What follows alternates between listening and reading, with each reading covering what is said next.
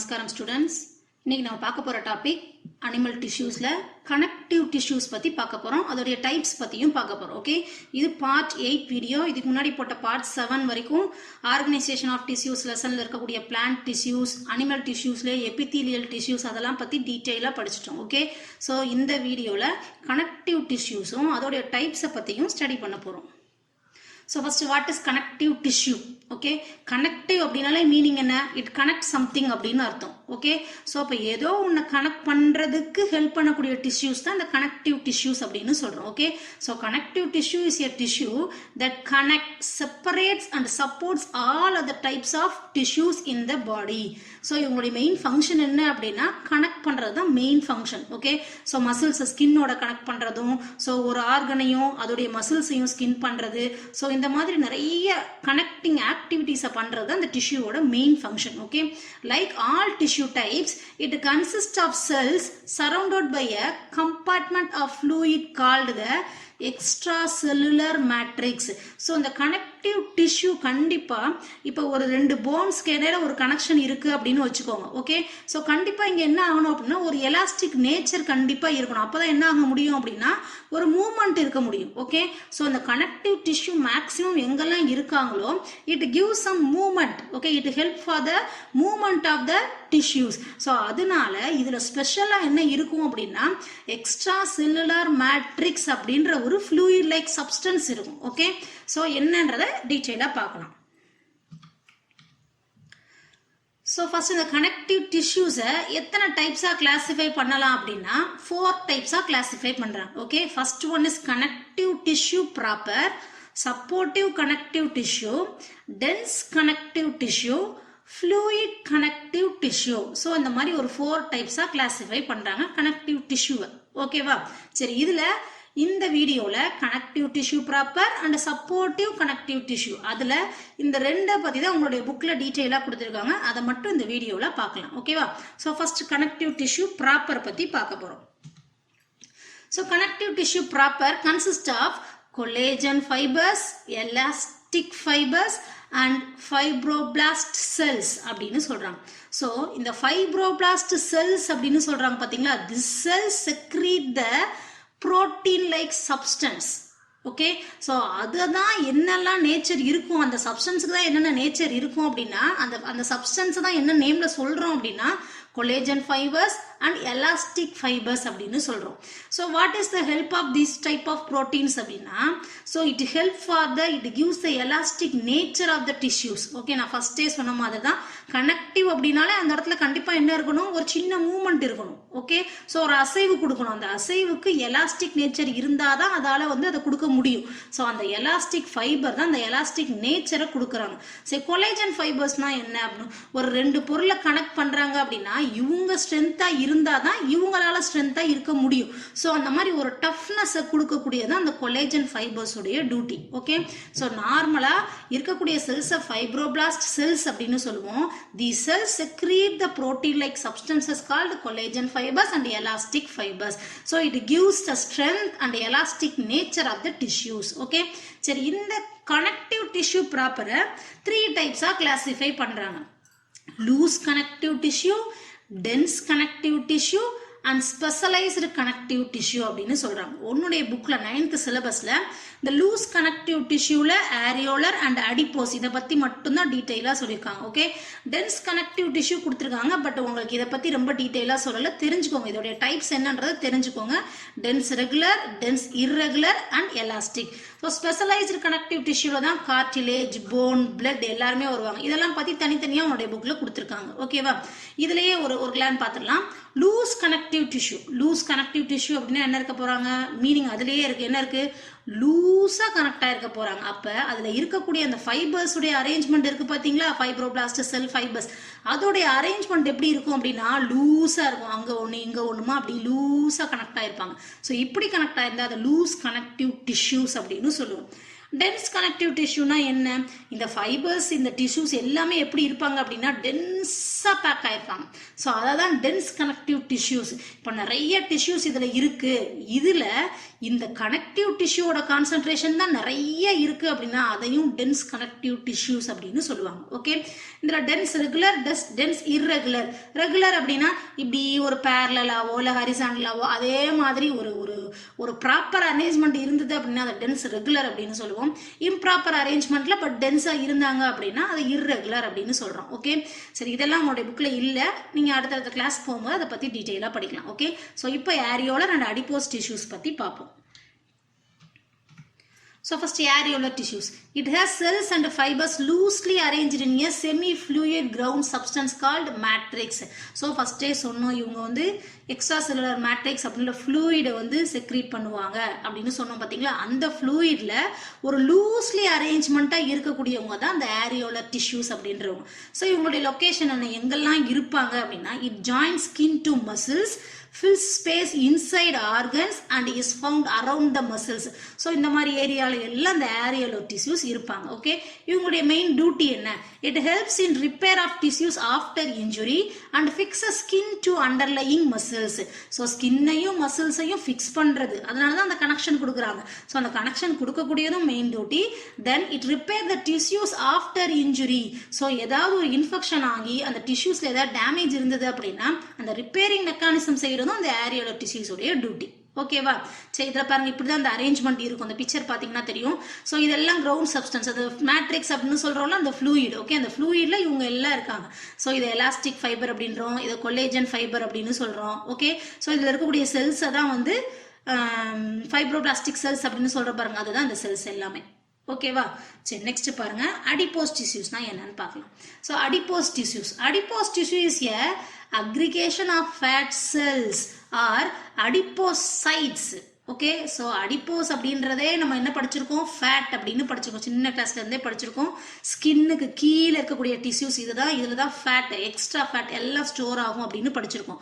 So அதே தான் இங்கேயும் adipose tissues the aggregation of fat cells. Aggregation means collection அப்படின்னு அர்த்தம். ஸோ ஃபேட் செல்ஸ் எல்லாம் கலெக்ட் பண்ணி சேவ் பண்ணக்கூடிய ஒரு பார்ட்டா தான் அடிப்போஸ் டிஷ்யூஸ் இருக்காங்க. ஓகே, ஆர் அந்த ஃபேட் செல்ஸ் என்னன்னு சொல்லலாம் அப்படின்னா அங்க சொன்ன பாருங்க ஃபைப்ரோசைட்ஸ் அப்படின்னு, ஃபைப்ரோபிளாஸ்ட் செல்ஸ் அப்படின்னு சொல்லலாம். அதே மாதிரி இங்க அடிப்போசைட்ஸ் அப்படின்னு சொல்லலாம். ஓகே, ஸோ உங்களுடைய ஷேப் எப்படி இருக்கும் அப்படின்னா spherical or oval in shape. இந்த பிக்சர்ல இருக்கு பாருங்க, அதுதான். Okay, it serves as fat reservoir.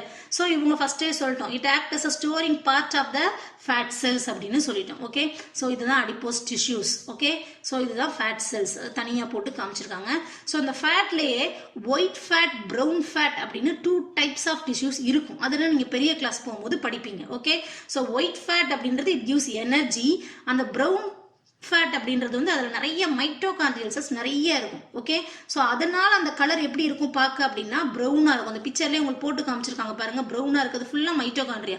So அதனால அந்த ஃபேட் செல்ஸ் பார்க்க எப்படி இருக்கும் அப்படின்னா ப்ரௌன் கலராக இருக்கிறதுனால அதை ப்ரௌன் ஃபேட் செல்ஸ் அப்படின்னு சொல்லுவாங்க. ஓகே, மைட்டோகாண்ட்ரியா கண்டென்ட் கம்மியாக இருந்தது அப்படின்னா அதை ஒயிட் ஃபேட் செல்ஸ் அப்படின்னு சொல்லுவாங்க. ஓகே, ஸோ மேக்ஸிமம் இந்த பிறந்த குழந்தைங்களோட உடம்ப அந்த பாடி டெம்பரேச்சர் வந்து எப்பவுமே வார்மா வச்சுக்கிறதுக்காக என்ன பண்ணுவாங்க அப்படின்னா அப்போ நிறைய என்ன ஸ்டோர் ஆகும் அப்படின்னா அந்த ப்ரௌன் ஃபேட் தான், அந்த அவங்க சாப்பிட்ற மில்க்ல இருந்து கிடைக்கக்கூடிய எக்ஸ்ட்ரா எனர்ஜி எல்லாமே ப்ரௌன் ஃபேட்டா தான் சேவ் ஆகும். So it gives a heat energy to the body. ஓகேவா, ஸோ நமக்கு நார்மலாக என்ன இருக்கும் அப்படின்னா ஒயிட் ஃபேட்டாக தான் மேக்ஸிமம் ஸ்டோர் ஆகும். ஓகே, வளர வளர. ஓகேவா, சரி, இதெல்லாம் பற்றி நீங்கள் பெரிய கிளாஸில் டீட்டெயிலாக படிப்பீங்க.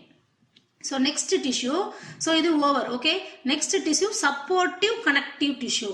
சரி, இப்போ கனெக்டிவ்னா கனெக்ட் பண்றவங்க, சப்போர்ட்டிவ் அப்படின்னா என்ன, ஸோ சப்போர்ட் பண்றவங்க அப்படின்னு அர்த்தம். ஸோ எதுக்கோ ஏதோ ஒரு ஆக்ஷனுக்கு சப்போர்ட் பண்ண போறாங்க இந்த கனெக்ஷன் மூலமா. Okay, so supportive connective tissue means bones and the cartilage. Okay, போன்ஸ்னா உங்களுக்கு என்னன்னு தெரியும், கார்டிலேஜ். போன்ஸ்னா எலும்பு, கார்டிலேஜ் அப்படின்னா குருத்தெலும்புகள் அப்படின்னு சொல்லுவாங்க. ஓகே, குட்டி குட்டி குட்டியா இருக்கும், கொஞ்சம் ஃபிளெக்சிபிளா இருக்கக்கூடிய போன்ஸ், அதை தான் வந்து கார்டிலேஜ் அப்படின்னு சொல்லுவோம். Okay, so they are strong and durable tissues that saves a supportive structures for other types.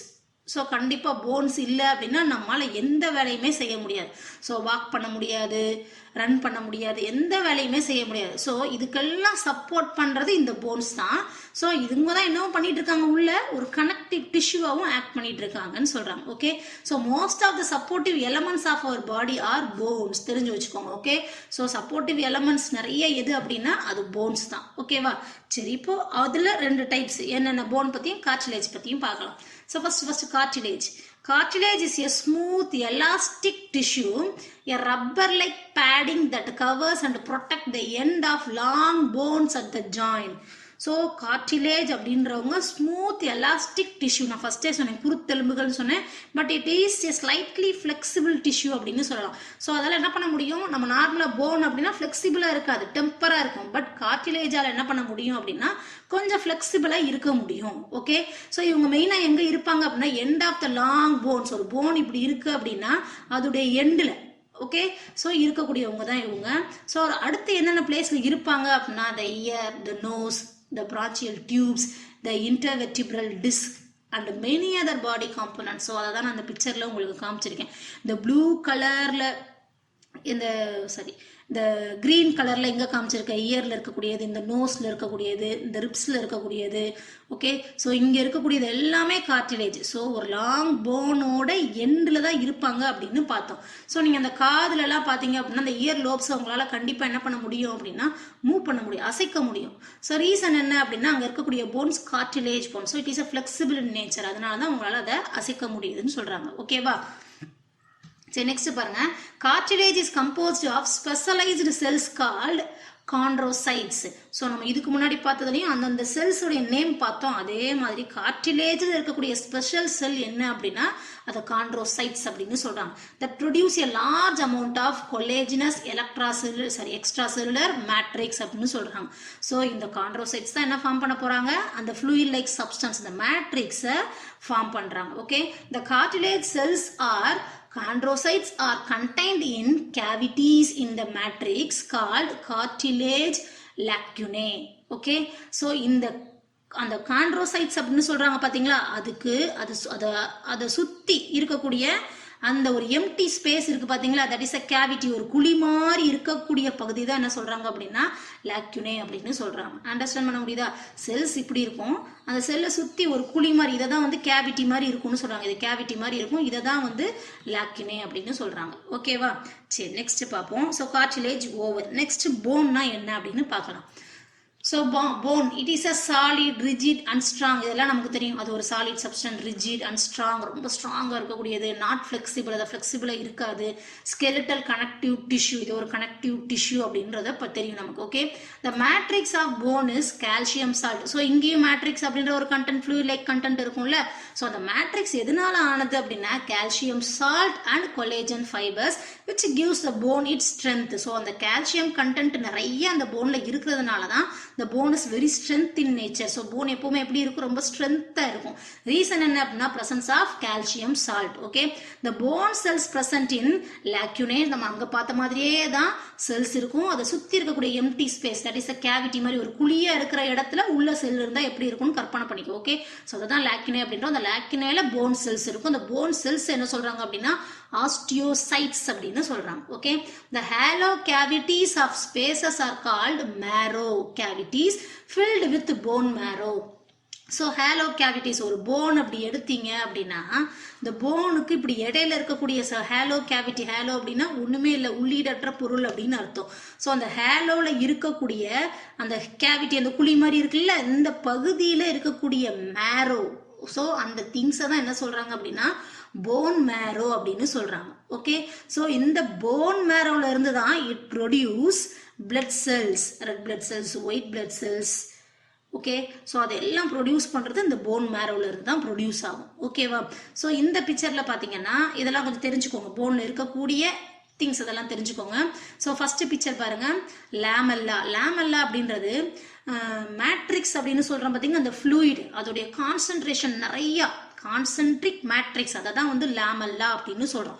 So நிறைய கான்சன்ட்ரேஷன்ல அடர்த்தியா இருக்கக்கூடிய இந்த பகுதியை தான் லேமெல்லா அப்படின்னு சொல்றோம். ஓகே, ஸோ இது சென்ட்ரல் கேனல். இந்த சென்ட்ரல் கேனல்ல தான் யார் இருப்பா, வெயின் இருப்பாங்க, ஆர்டரிஸும் இருப்பாங்க. ஓகேவா, சரி, அடுத்து பாருங்க கேனலிக்குலி அப்படின்னு கொடுத்துருக்காங்க. ஸோ அந்த கேனலிக்குலினா என்ன அப்படின்னா, ஸோ அந்த சைட்ஸ், இந்த ஆஸ்டியோசைட்ஸ் அப்படின்ற செல்ஸ் சொல்கிறோம் பார்த்தீங்களா, அந்த ஆஸ்டியோசைட்ஸை ஒன்னோட ஒன்று கனெக்ட் பண்ணுறதுக்கு ஒரு ஒரு வெப் லைக் ஸ்ட்ரக்சர் இருக்கும். இப்படி இருக்கும், ஒரு சின்ன சின்ன கேனல் மாதிரி இப்படி ஒவ்வொரு செல்ஸையும் கனெக்ட் பண்ணியிருப்பாங்க. ஓகே, இதைத்தான் என்ன சொல்லுவாங்க அப்படின்னா கேனலிக்குலி அப்படின்னு சொல்கிறாங்க. ஓகேவா. அடுத்து லேக்யூனே அப்படின்றது நான் சொன்ன மாதிரியே தான், செல்ஸை சுற்றி இருக்கக்கூடிய ஒரு கேவிட்டி. ஸோ அதை தான் லேக்யூனே அப்படின்னு சொல்கிறோம். ஓகேவா. ஸோ அதை கொடுத்துருக்காங்க பாருங்க, ஆஸ்டியோசைட்ஸ் இந்த லேக்யூனோ. ஸோ இது லேக்யூனோ, அதுக்குள்ளே ஆஸ்டியோசைட்ஸ் இருக்கும் அப்படின்னு சொல்கிறாங்க. ஓகே, ஸோ இதுதான் போன், அந்த ஸ்ட்ரக்சர், ஃபங்க்ஷன் எல்லாமே. ஓகே, ஸோ இந்த வீடியோவில் கனெக்டிவ் டிஷ்யூ பற்றியும், அந்த கனெக்டிவ் டிஷ்யூவில் 2 types, connective tissue proper and supportive connective tissue, அதை பற்றியும் அதில் 2 எக்ஸாம்பிள் பற்றியும் டீட்டெயிலாக படிச்சிட்டோம். ஓகே, ஸோ அடுத்து வரக்கூடிய வீடியோவில் இந்த ரிமைனிங் டைப்ஸ் இருக்காங்களா கனெக்டிவ் டிஷ்யூலே, அதை பற்றி டீட்டெயிலாக ஸ்டடி பண்ணலாம். Okay, thank you.